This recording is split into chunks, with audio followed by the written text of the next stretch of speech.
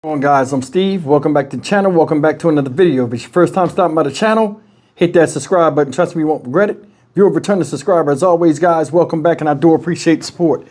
Guys, I got breaking news on the case of the young lady that was killed in Columbia, South Carolina, the girl that was missing since last Monday, and a couple days later, her body was found in in a vacant house that caught on fire.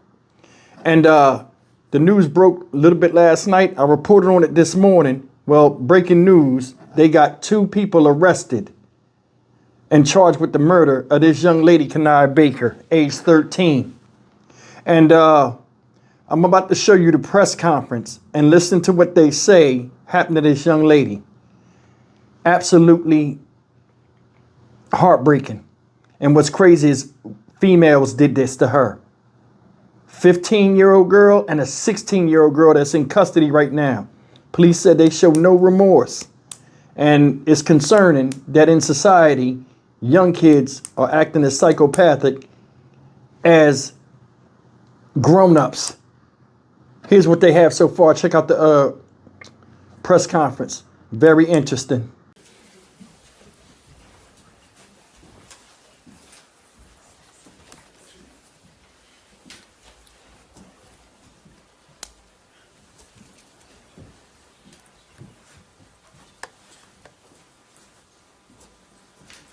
All right, good evening. The purpose for this press conference is to discuss the most recent developments regarding the murder of 13-year-old Kenaya Baker. We're joined by our city manager, Ms. Teresa Wilson, City Councilman Ed McDowell, Councilman Tyler Bailey, Chief Aubrey Jenkins, Richland County Coroner Nada Rutherford, and our Fifth Circuit Solicitor Byron Gibson. Brutal, heinous, vicious, gruesome, monstrous, and disturbing. These are the words I use to describe this murder investigation. On Wednesday night at about 10:30 p.m., the Columbia Richland Fire Department responded to a reported structure fire at 114 Cardamon Court. That's in Capitol Heights neighborhood off of Farrer Road. That neighborhood consists of 102 residences, of which 30 are occupied. The location of the fire was in one of the 72 unoccupied units on the property. The fire department arrived to find smoke coming from inside the residence, and they made entry and soon located the deceased person on the floor inside. At that point, they contacted the police department, and of course we responded to the scene. Upon our arrival, we determined that the deceased was a female, and she had suffered traumatic injuries to her face and body and had been severely burned. Ms. Rutherford will speak to the extent of the injuries and why I described this crime as heinous, vicious, and monstrous. The crime scene investigators worked with the Columbia Fire Department investigators as well as SLED arson investigators, and they spent hours inside the residence along with our crime scene investigators.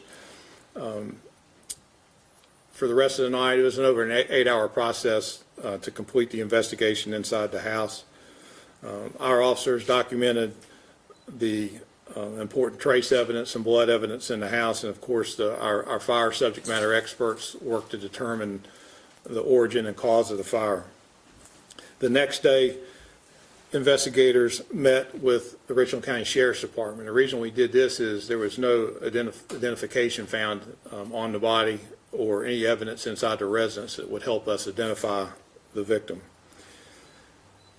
In our meeting with the Sheriff's Department, we learned that they had recently taken up an investigation of a missing juvenile.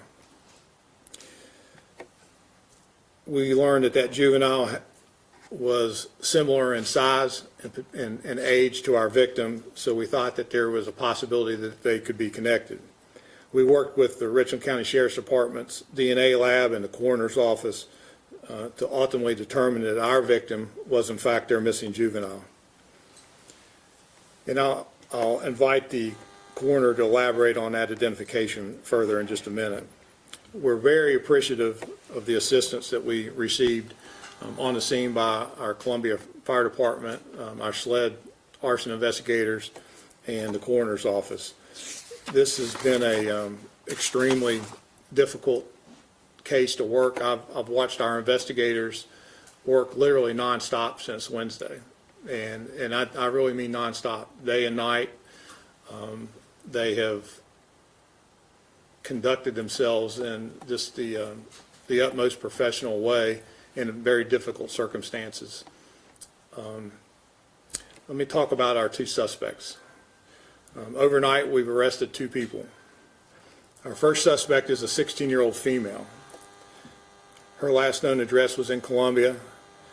She was reported missing by her mom on January 12th. She has a history of disorderly conduct, malicious injury, throwing bodily fluids. She was wanted by the Department of Juvenile Justice for cutting off her ankle monitor around January 12th. She was last enrolled in a local high school in January of 2024, and she's currently listed as dropped out, and she is a frequent runaway. Our second suspect is a 15-year-old female. Her last known address is also in Columbia. She also was enrolled in a local high school as of last December. She is currently listed as dropped out, and she also is a frequent runaway. Our victim was originally from Sumter, South Carolina. She was most recently in foster care here in Columbia, Richland, and was reported missing on January 12th. She also has a history of running away. I'll ask the coroner now to give us some information on exactly what the cause of death was and anything that you might want to add. Identifying a minor can be difficult. They don't have a DMV profile. They usually don't have fingerprints on file. And so we start with the basics. We look at missing teens, and Richland County Sheriff's Department contacted us with a possible description of a young girl who had gone missing.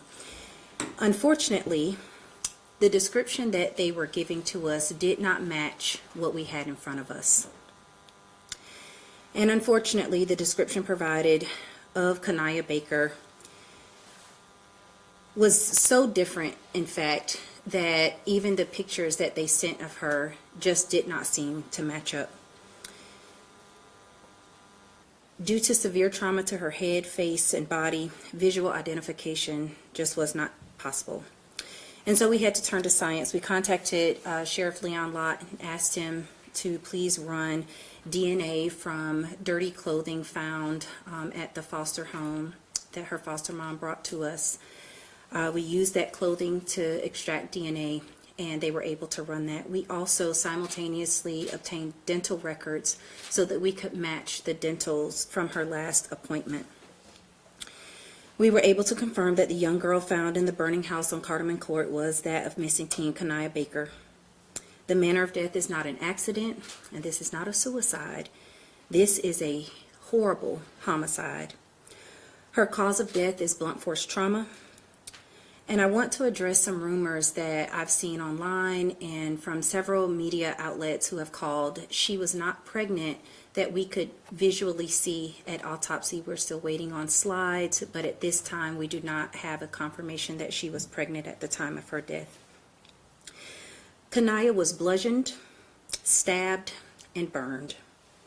We will continue to collaborate with law enforcement to bring justice to her and her family. And I just would like to say this. Dr. Bill Stevens and Ashley Gorganios, our Child Fatality Director, along with the Columbia Police Department and the Richland County Sheriff's Department, we've been up for days working this case and trying to find answers for this family. No parent should have to bury a child. I'll answer questions after Chief is finished if you guys would like. Thank you very much. I'd now like to ask our solicitor to provide some information regarding the charges against both of our suspects. Thank you. Thank you, Chief. This has been a study of collaborative investigation. So, of course, through the Columbia Police Department, the Fire Department, through SLED, through Richland County Coroner's Office, and the Sheriff's Department, That investigation has led us here today. And so it's with their hard work that we're here today, able to be in a position to tell you about how we expect to pursue justice in this matter. The two juveniles have been charged with murder. And it's our expectation, as you know, these are ongoing investigations, so there's information, as the coroner just told us, that we're still waiting on. But based on what we've seen at this point, it was brutal, it was heinous, it was all of those words the chief used. And we expect, after the review of this information, to petition the family court to prosecute these juveniles as adults because of the heinous nature of what happened. So at this juncture, it's not proper for me to go into details about what the prosecution will look like, but we will be continuing to assist in any way possible. And as that information becomes more readily available, we are prepared to proceed as we need to proceed. Thank you. Thank you. Yes, sir. I appreciate him speaking to that level of collaboration. Our violent crime unit, our police advisor, the solicitor's office, they have conferred throughout this, and that's how we arrived at where we are today. And I think it's also what makes us successful months and years down the road when we go to court and again seek justice for Kanaya Baker. Ms. Wilson, do you have anything you want to say? No. Okay. You know, we don't do these a lot, but it seems like the common theme as we stand up here in the times that we do is we talk about just the senseless violence that we see most often involving our young people and young adults. We can't even call this situation young adults, but everybody up here are parents, and you know, this is gut wrenching. I watched and have watched how this has impacted our investigators, and I've also been moved by how they've maintained throughout this investigation. And, you know, when you talk to people that have been involved in committing heinous crimes like this, you know, you're looking to seek answers and you know, and read their reactions, but sometimes it's when there's no reaction is what's most troubling. And I don't know, you know, where we're at as a society or a community, but this shocks the conscience to me. And, you know, I hope as things move forward and, you know, more details, you know, come out and we're able to talk about it more, that we've got some work to do with our system. We've got some work to do with our young people. There's too much despair, and we've got to change that.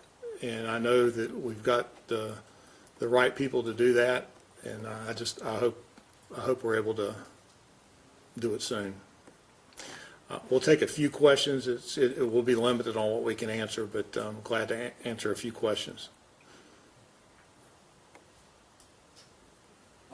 You had mentioned that the two suspects were it was DJJ or DSS, you said? One suspect was wanted by DJJ, had previously been in their custody, was currently wearing an ankle monitor. She had removed her ankle monitor, and so they had issued a pickup order for her to be returned to DJJ. The other suspect was not in DJJ custody or DSS custody, but was a frequent runaway. Do you know if Baker was ever in their in DSS or DJJ's custody? That's not something that we are prepared to discuss this evening. But again, it is, you know, certainly fair to say that she had been a previous runaway. And do you know if any additional arrests are going to be made? We don't know if any additional arrests are pending. We do know that we have the two people that are responsible for the death of Miss Baker. Have you made contact with the owner of the house where the body was found, or taken any calls to that area before? That's Capitol Heights. That's Housing Authority property, and we have been in contact. Are the suspects cooperating? that's not something we would comment on. I walked around the neighborhood today, I spoke to some residents, you know, the few that are there, because as you said, many of the homes are empty. Is there a reason they chose this specific house, or how did they know about this house? Did any of them have ties to this neighborhood specifically? It's not unusual for people that are involved in, you know, certain activities that they would enter a vacant property. That's one of the reasons we put so much emphasis on securing vacant property, or, you know, through our code enforcement, going through demolition. We know that it attracts blight and crime. So it's, you know, it's not completely surprising that if it's not secured, that somebody's going to enter it and do some things that they don't want to be, you know, seen in public. But so I'll leave it at that. That answer your question?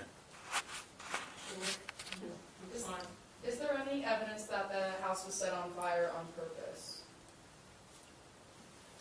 Well, we believe that the victim was burned intentionally.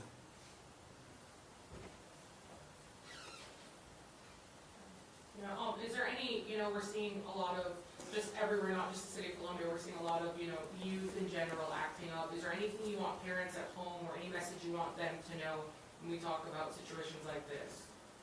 I think you got to be nosy and be involved in your children's lives and know where they are and who they're with and what they're doing. It's not that difficult. You got to be involved and know where your kids are. Thank you. Absolutely disgusting. And it's sad. Girls did this to her. A 16-year-old juvenile, 15-year-old juvenile. Both of them problem children. Vicious in nature. For some odd reason, she was with them. Both of them had a history of running away. This young lady right here had a history of running away. And fate brought them together, and she's dead. And they're arrested. Look at the way society is. Did you hear what the sheriff said? Look at the way society is. It's like something's wrong. It is. Where women, young ladies with bright futures do stuff like this to each other. What was that even about? They said she was bludgeoned, stabbed, and set on fire. If you listen closely to the press conference, she was the point of the fire. I guess they set her on fire and it started spreading throughout the house. You beat somebody. That's not good enough. Beat them badly. Not good enough. Bludgeon them. Not good enough. Set the body on fire. Got to put the period at the end of the sentence of cruelty. This is heartbreaking. That girl was 13 years old. You got a 15-year-old and a 16-year-old. I told you, these younger kids, they run according to mindset, not age. Not age. She's gone. So are they. Said they're going to charge them as adults. Said one of them had an ankle monitor, cut her shit off. Rap sheet reminiscent of a grown-ass, thug-ass man. Fighting, acting a fool. Man, I wasn't expecting this, guys. This wasn't even supposed to be my 7 o'clock premiere. The one I put before this was supposed to be, that video before this was supposed to be my 7 o'clock. This right here is shocking. I told you, you lose the women, man, you lose society. And look at us now. These girls are young, chaotic as hell. God knows what kind of backgrounds or households they come from. You know what I'm saying? And a lot of times you can't even tell no more because they could have good parents and just be caught up in the streets and caught up in the culture. Man, that's wild that a girl, 2 of them, will do that to another girl. And they young and don't know nothing about nothing. Man, I wonder how the family feel about that situation, hearing that. I know it got to be devastating. Bad enough when somebody say, hey, we found your child and she's not alive no longer. And then to have them tell you she got her face bashed in, stabbed, and set on fire. And then you look and see it's other little girls that look like her. Hell, probably might even know them. Saw them hanging around there before. This is heartbreaking. These are kids doing this. Kids. Stay tuned for an update. I'm Stock Market Steve for the Dynamic Reason channel. As always, like, comment, share, and subscribe. Absolutely heartbreaking, y'all.